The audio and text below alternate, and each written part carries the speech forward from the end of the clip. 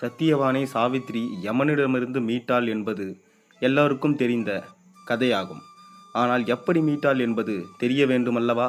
அவளிடம் யமன் சொன்னான், அம்மா, உனக்கு உன் கணவனின் உயிரைத் தவிர எதை வேண்டுமானாலும் தருகிறேன், கேட்டு பெற்றுக்கொள் என்றான். உடனே சாவித்திரி புத்திசாலித்தனமான பதிலை சொன்னாள். அவளது கணவனின் உயிர் திரும்ப கிடைத்தது. சாவித்திரி அப்படி என்ன சொன்னாள் என்பதை அறியத்தானே ஆவலாக இருக்கிறது. இதை தெரிந்து கொள்ள வேண்டுமானால் அப்படியே கதைக்குள் செல்லுவோம் வாங்கள். மந்திர தேசம் வளம் மிக்க ஒரு நாடு. மக்கள் எல்லாம் மகிழ்ச்சி வெள்ளத்தில் வாழ்ந்து வந்தனர். ஆனால் எல்லோர் மனதிலும் ஒரு குறை. நாட்டின் எதிர்காலம் யார் கையில் இருக்கப் போகிறது என்பதே அந்த கவலை. மன்னர் அஸ்வபதிக்கு வாரிசுகளே இல்லை. அவர் சரஸ்வதி தேவியிடம் தனக்கு ஒரு குழந்தை வேண்டும் என கேட்டார். மன்னர் கல்விக்கு அதிபதியாகிய சரஸ்வதி தேவியிடம் குழந்தை வரம் கேட்டதில் ஏதோ உள்நோக்கம் இருக்க வேண்டும் என்று மக்கள் எல்லாம் ஆச்சரியத்துடன் பார்த்தனர். குழந்தை வரம் வேண்டுமானால் பார்வதி தேவியிடம்தானே கேட்டிருக்க வேண்டும், ஏன் சரஸ்வதியிடம் குழந்தை வரம் கேட்டார் என்று புருவத்தை உயர்த்தி நன்றாக பார்த்தார்கள். ஆனால் சாவித்திரி பிறந்த பிறகு திருமணமாகி கணவனை இழந்த நிலையில் அவனது உயிரை திரும்பப் பெற வேண்டும். இது மாபெரும் சாதனை படைக்கும் காரியமல்லவா? அதற்கு தகுந்த புத்திசாலித்தனமுள்ள குழந்தை தனக்கு வேண்டுமே என்று மன்னருக்குள் உள்மனதில் பட்டது என்னவோ. ஒரு கலக்கமான மனநிலையில் சரஸ்வதியிடம் அவர் வரம் கேட்டார். அஸ்வபதியின் மனம்தார்ந்த பிரார்த்தனையில் மகிழ்ச்சி கொண்ட சரஸ்வதி அவருக்கு குழந்தை பாக்கியத்தை அளித்தாள். அஸ்வபதியின் மனைவி மாலவி சாவித்திரியை பெற்றெடுத்தாள். இளமை பருவம் முதலே சாவித்திரி மிக புத்திசாலியாக திகழ்ந்தாள். அவள் நாவிலிருந்து வந்த வார்த்தைகள் பெற்றோருக்கு தேனாய் இனித்தன. எத்தகையவரையும் பேசும் திறனினால் வசீகரிக்கும் ஆற்றல் அவள் மனதில் இருந்தது. பருவம் அடைந்த மகளுக்கு தகுந்த மாப்பிள்ளை கிடைக்க வேண்டுமே என்ற கவலையில் அஸ்வபதிக்கு எழுந்தது. தான் இன்னொருவனுக்கு மனைவியாகிவிட்டால் நாட்டை ஆளப்போவது யார் என்ற கவலை சாவித்திரிக்கு. தனக்கு ஒரு தம்பி இருந்தால் அவன் நாட்டை ஆண்டிருப்பான். கடவுளே, எனக்கு ஒரு தம்பியை கொடு என வேண்டினாள் அவள். ஆனால் அவ்வளவு இலகுவான காரியமா அது? அவளது வேண்டுதல் பலிக்கவில்லை. இந்த நேரத்தில்தான் சால்வ நாட்டின் அரசன் சத்தியவானை சாவித்திரிக்கு ஒரு முறை சந்தித்தான். அவன் மீது காதல் வயப்பட்டாள். அவனே தனக்கு மணாளன் என முடிவெடுத்து விட்டாள். இருப்பினும் காதலை பற்றி தந்தையிடம் சொல்ல தயக்கம். மன்னன் இதை அறியாமல் பல தேசத்து இளவரசர்களையும் பற்றி விசாரிக்க ஆரம்பித்தான். இந்த நேரத்தில்தான் கலகமுனிவர் நாரதர் வந்தார். அஸ்வபதியிடம் மெதுவாக போட்டு கொடுத்தார். உன் மகள் யாரையோ விரும்புகிறாள் போல் முகத்தில் தெரிகிறதே, அதை பற்றி விசாரித்தியா என்றார். தந்தை கண்டிப்பான பார்வை மகள் மீது வீசினார். மகள் உண்மையை சொல்லிவிட்டாள். சத்தியவானை விரும்புவதாக சொன்னாள். அதிர்ச்சி அடைந்தார் நாரதர். இந்த பெண்ணுக்கு வேறு மாப்பிள்ளையே கிடைக்கவில்லையா?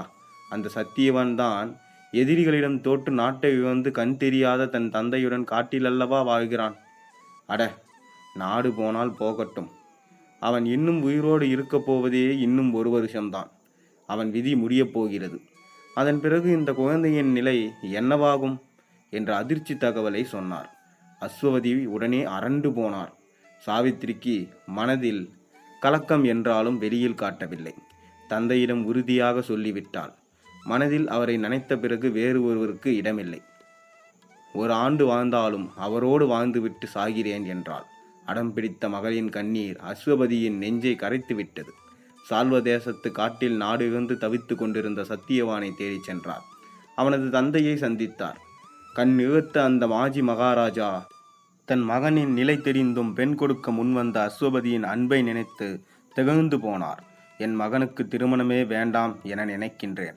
உயிர் இழக்க போகும் அவனுக்கு உங்கள் செல்வ மகளை கொடுத்து அவளை அமங்கலியாக்க வேண்டுமா?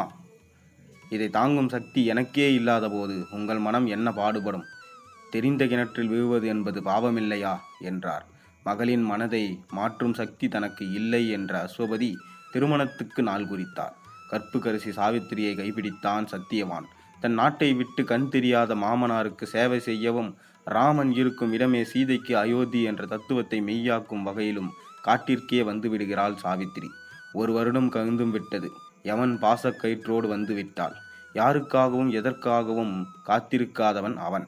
விதி முடிந்துவிட்டால் ஏதாவது ஒரு ரூபத்தில் வருவான். பாவிகள் என்றாலே வேறு ரூபத்தில் வருவான். இவன் கற்புக்கரசியின் கணவன் அல்லவா? நேரிலேயே வந்துவிட்டான். அந்த நேரத்தில் ஏதோ காரணத்தால் மயங்கி கிடந்தான் சத்தியவான். சற்று நேரத்தில் உயிர் பிரிந்து விட்டது. சாவித்திரி துயரக்கடலில் இருந்தாலும் நிதானத்தை இழக்கவில்லை. யமதர்மராஜாவை அழைத்தான். பெரியவரே, தாங்கள் என் கணவரின் உயிரை கொண்டு செல்லும் காரணம் என்ன என்றாள். யமதர்மராஜன் சிரித்தவனாய், விதி முடிந்தவர்களை கூட்டி செல்வதுதானே என் வேலை. நீ பத்தினி பெண், எனவே உனக்கு தரிசனம் தர வந்தேன் என்றான். தேவர்களின் தரிசனம் கிடைத்தால் நல்லது நடக்கும் என்றுதானே வேதங்களில் சொல்லப்பட்டிருக்கின்றது. நீர் மகா பெரியவர், தேவமைந்தன், உங்கள் தரிசனம் கிடைத்தும் நான் அமங்கலியாகிறேன். அப்படியானால் வேதங்கள் சொல்வது பொய்யா என பதில் சொல்ல முடியாத கேள்வியை தூக்கி போட்டாள் சாவித்திரி. யமன் கலங்கிப் போனான். அவனால் பதில் சொல்ல முடியவில்லை. தாயே, நீ சொல்வது சரிதான். இருந்தாலும் விதி முடிந்தவர்களை விட்டு செல்லும் அதிகாரம் எனக்கு இல்லை. நீ உன் கணவனின் உயிரை தவிர எதை கேட்டாலும் தருகிறேன் என்றான். இங்குதான் சரஸ்வதி கதாட்சத்தால் பிறந்த அந்த புத்திசாலி பெண்ணின் அறிவுத்திறன் வெளிப்பட்டது. தர்மராஜாவே, நீங்கள் சொன்னதைப் போலவே கேட்கிறேன். என் மாமனாருக்கு கண் பார்வை வேண்டும் என்றாள். யமன் அந்த வரத்தை கொடுத்து விட்டான். அடுத்து என் தந்தைக்கு ஆண் குழந்தை பிறக்க வேண்டும் என்றான். ஒன்றென்ன 100 ஆண் குழந்தைகள் வேண்டுமானாலும் தருகிறேன் என்றான். கடைசியாக அணுகுண்டை வீசினாள் சாவித்திரி. நான் குழந்தை குட்டிகளுடன் மகிழ்ச்சியாக இருக்க வேண்டும் என்றாள். அவ்வளவுதான். அரண்டு போனான் யமன். சொன்ன வார்த்தை தவறாமல் வடம் கொடுக்கதாக வேண்டிய கட்டாயம் அவனுக்கு இருந்தது. கணவனின் உயிர் வேண்டும் என கேட்காமல் தனக்கு குழந்தை வேண்டும் என கேட்கிறாள். கணவன் இல்லாமல் குழந்தை பிறப்பது எப்படி சாத்தியம்? வேறு வழி இல்லாமல் உயிரை திருப்பித் தந்தான் யமன். புக்தி சாதுரியம் உள்ளவர்கள் எப்படியும் பிழைத்து கொள்வார்கள். இதற்கு சாவித்திரியின் வாழ்க்கை ஒரு உதாரணம்.